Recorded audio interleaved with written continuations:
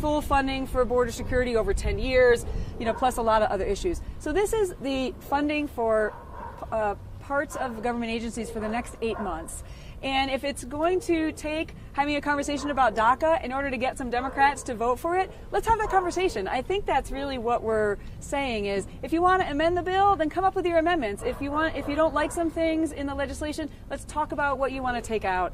I mean, this is what reasonable people should do, sitting at the table trying to find a solution to this issue that can get through both houses and on the president's desk. Reasonable people shut down the government. Yeah, I know that's a bit of an, I can only speak for myself, which is like when I served in the House. Now I'm in the Senate. I try to make my decisions based on facts. I try to figure out what the objective is that's actually doable, and how can we figure out how to address the issue and solve the problem. In this case, most people want border security. Most people realize that includes some barriers, and some replacement barriers and some new barriers. Most people do want a solution, a way forward on DACA, while addressing the root causes of why we have a DACA population in the first place, so we don't find ourselves in the same situation in the future. So I'm grounding myself in those facts and the realities of the climate of today, and what we can do to get 60 votes in the Senate to try and move this conversation forward. Aren't there things on the table that we could table the discussion of the border wall and open back the government? Like you said, there's Border Patrol agents that want to get paid. I believe there's a bill in the Senate that could be voted on. I'm not sure what bill you're talking about in the Senate. Look, I'm for funding the government. I'm not for shutting down the government, just to be clear. That's not a way for people to work out their differences. I met a lot of people today who are really struggling, and they're coming to work and they're still doing their job to make sure the commerce happens, and your agents that you represent, while they're concerned about their rent payment, they're concerned about their mortgage payment. This is not a game to me. We need to open up the government and secure the border. We should be able to do both. But look, I was a part of an effort last week, a bipartisan effort, trying to say, basically, give us 3 weeks. Let's take the supplemental request. Let's mark it up through committee. Let's see if we can get something out of the Senate that actually does this on a 3-week CR. That got some traction, but we didn't get a lot of people on that letter and that effort. And now we're going to start voting on some other legislation. So look, I'm trying to be constructive so that we can open up the government and secure the border. Senator, we've been closed for 2 months. When would you consider signing onto a bill that would override a veto? At what point? 3 months? 4 months? So I don't agree with the way you framed that question. So I've not been given the opportunity to vote on anything yet related to this issue. I've been in the Senate for about 2.5 weeks now. I've had a lot of conversations with the White House and other senators about what is in the art of the possible that is a way forward for us. And I will get the opportunity to cast votes when I get there this week. And I will look at each piece of legislation, and I will have conversations trying to get us out of this impasse so that we can get the votes to fund the government and secure the border. Senator, what kind of stories did you hear today? I've talked to a lot of people who've been out of work. What kind of stories did you hear from the agents today as far as feeding their family, paying their rent, and those kinds of things? So the morale is pretty good. They really are focused on their mission. There are definitely stressors for individuals and their families. The supervisors are concerned more about the younger, newer officers who are at the lower end of the pay scale to start with, so maybe they haven't had time to build up savings. So I've heard stories of people who have had conversations with their lenders for their cars and their mortgage payments to give them some relief and some grace, or the community coming together to help each other, and how they're still motivated to continue to come to work, but we can't do this for a long time. And so I just wanted them to know that I'm grateful for them, that I stand with them, not receiving pay, ordered them a bunch of pizzas. I wish I was independently wealthy. I'm not. But the least I could do is maybe provide one meal for them as we continue to try and fight to move this thing forward. Did they give you some idea as to what they want you to take back to Washington to end this impasse? Did they give you some ideas and suggestions? We had a lot of the officers at the ports of entry are dealing with some of the factors in our legal system that need to be addressed related to the asylum claims and the humanitarian issue. And so I shared some of the topics that we're talking about: secure the border, provide more technology to them, more agents for Border Patrol and at the ports of entry, doing something on DACA. They all thought that was in the realm of a reasonable approach. And they deal with this day in and day out. Your agents are dealing with it as well. It's honestly, guys, it's an issue that we're dealing with. Nobody wants to shut down, but we understand why it's happening. We definitely want securing our borders. That's a big issue. It's something we've been asking for a long time, and that's what it comes down to. But yeah, no, I mean, when I talk to the agents, there is issues there because they need their pay. It's ridiculous to think that we don't want to get paid. We want to get paid. We've reached out to different. I myself have reached out just as a representative of the agents. I've reached out to different mortgage companies and trying to see what kind of leeway. And to be honest, the majority of them have said, we don't have anything to offer right now. So it is difficult for some of these agents when they're thinking about their pay and if they're thinking about their bills. It's a big issue.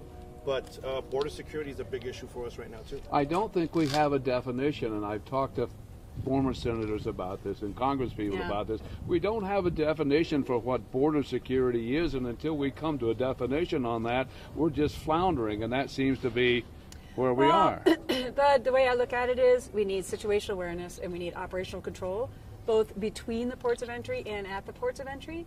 And right now that includes things like barriers where needed, where they don't exist, or replacement barriers where they need to be upgraded.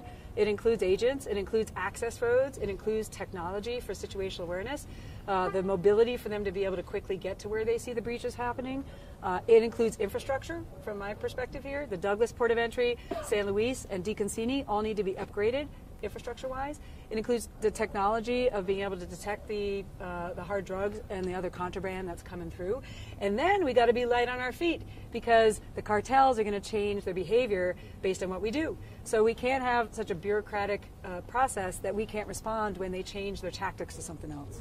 So the NII technology that you were talking about, I've talked to others who say that would negate the need for a wall. That would negate the need for because 80% of the drugs come through through here. But we need NII technology takes care of a lot of that. So that's at the ports of entry, but we still have issues between the ports of entry. I mean, you can talk to the ranchers but and not the other near border what you have at the residents. ports of entry. We still can do both, is the issue. No, I mean, that's a big issue. I think because I've answered that question about the majority of the drugs are coming through the port of entry. And I think everyone keeps using the story of those smugglers in the Chapo case up in New York and saying, hey, that's what they said. I think we shouldn't be listening to smugglers and what they're saying of how drugs are coming. Well, we're using CBP's on stats. Come on. No, I understand the stats at the same time, the but hard- you also yeah, got to the hard remember that. ones, So Arizona is very complex because we have different types of fencing throughout the entire state. And that's what you need to understand. So there are gaps that are more prominent than others. And you have areas where, I mean, if you look at the Tucson sector alone, it's responsible for close to 40% of all the drug seizures in the entire country. Okay. That's Tucson sector, and that's where we're at. Those drugs are not staying here, they're coming through, and it's a big deal. Are you saying most of that is coming over vehicle barriers and not here? So it's as a whole. I don't have the statistics to tell you exactly where they're coming through, but as a whole, what they're seizing, over 40% is in Tucson sector, and I'm speaking for what I'm getting from the agency that I work for. So I'm not speaking on their behalf, but when I speak to their leadership. Wall right now. Correct. No, No, actually, we're discussing because border security, and that's the whole point. Like that includes barriers between the ports of entry where needed, from the bottom up, right? Not 2,000 miles, sea to shining sea, bottom up. What's in this year's request is 234 miles, again, which includes replacement barriers and so many barriers, levee wall, that type of stuff. But it also includes the technology at the ports. I've also been advocating for the infrastructure at the ports. That's not in the proposal right now, but these are some of the conversations I've had with the White House about border security equals infrastructure as well. And that's also important for commerce and jobs, right? So Senator, local leaders today told you that most of the smuggling doesn't occur through the ports, and they also said that the infrastructure at the DeConcini port isn't safe for citizens nor the CBP officials. Yep. Where does that lie in your priorities to fix up the DeConcini? It's absolutely high priority. It's inadequate, again, for the cross-border commerce and for security and the detection of the drugs and the contraband. So I've been there several times to see it firsthand, saw it again today. So I will be advocating to get the Deacon City port also up on the list. I've been advocating for Douglas since I've been in the House.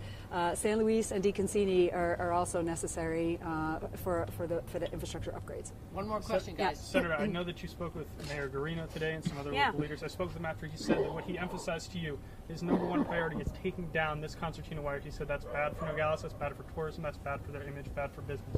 Would you support a plan to take some of this down? I know this was in anticipation of a caravan that never arrived. So I had actually a conversation with the CBP officers about that, and at the time, I mean, I don't want to speak for them, but they did say that, you know, there were other ports that were being rushed, and they weren't really sure where some of the activity was going to end up getting directed to. So it was part of that preparation, and I conveyed those concerns that the mayor conveyed to me. So we'll continue to have conversations about what's actually needed around the area here in order to make sure that we keep the community safe, but we're also attracting business and cross-border commerce. And by the way, speaking of cross-border commerce, it is a high priority to get the USMCA agreement ratified, the NAFTA follow-on to NAFTA, because that's really important for Arizona as well. So I know we're very much focused on stopping the shutdown and addressing this issue, but that's also the conversations that I've been having since I've been in the Senate. You would be willing to take some of this stuff down? That's not my call, Bud. So I heard the mayor. I did immediately bring it up to the leadership here, and conveying that message to them. So, all right, we got to go. Thanks, guys, for coming out. Thank you. I appreciate your time. We want our It's very back. cold. Everybody take your microphones You're safe for back. the rest of the day. You probably don't want that. How did the meeting with Fresh Produce go? They're doing great. They're doing great. Those guys are. What did they say about the inspection? They said things are still going, going well, and they're just really proud of these guys that they're continuing, to allow the commerce to come through, and there's some issues that we're working out or keeping an eye on related to USMCA, related to Florida and seasonal trade. So we're very aware of those, and we're staying close. I talk to them every 3 days or so. Okay. All right. Yeah. What's up? So I have been working with her, and our staffs have been working together. Not in particular on this particular proposal yet, but I'll see her when I get to DC. So we were looking for the things we're working together in the house and how we can follow up and work on these things together. So, for example, I introduced 3 land bills, election bills that we have on the house. She co-sponsored them. CJ, And we expect those to be included in the there's some other things we're working on that our staff, our small staff, that hopefully will be getting bigger soon, are trying to identify we have initiatives together over on that sometimes we get frustrated as a delegation. We will have some things that work out some things in the House, but they couldn't get out of the Senate, and so now we really have the opportunity to pick them and just or try to move them in with a fresh approach and stuff. So, yeah. So, hey, thanks. Good to see you. So cold. Yeah. Come down, you guys. Sorry for the delay. Yeah, we're going to have to get one. No, I just going to take you.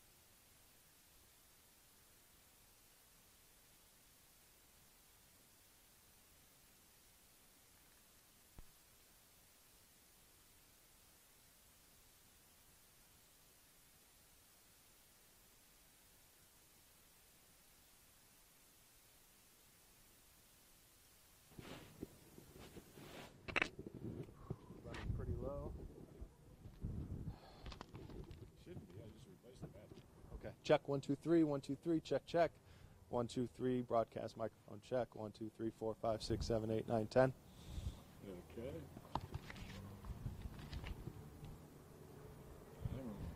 Okay. 3 2 1. You see here the stretch of border fence that separates Nogales, Arizona from Nogales, Sonora, Mexico.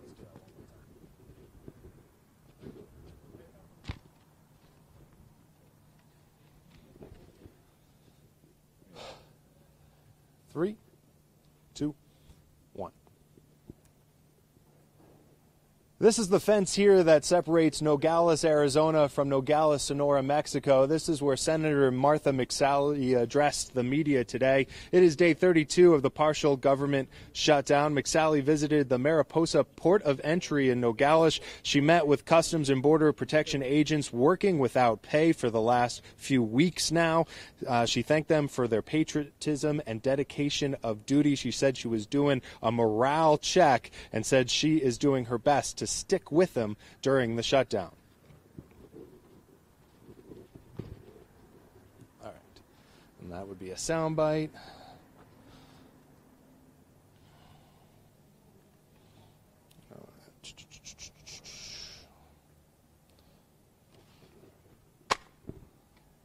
Continued VO.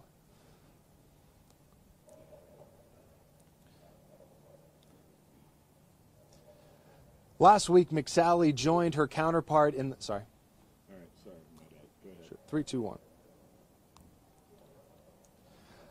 Last week, McSally joined her counterpart in the Senate, Senator Sinema, with a letter pledging to promise with senators to strengthen border security if Trump agreed to reopen the government at least for 3 weeks while the Congress tries to negotiate a solution.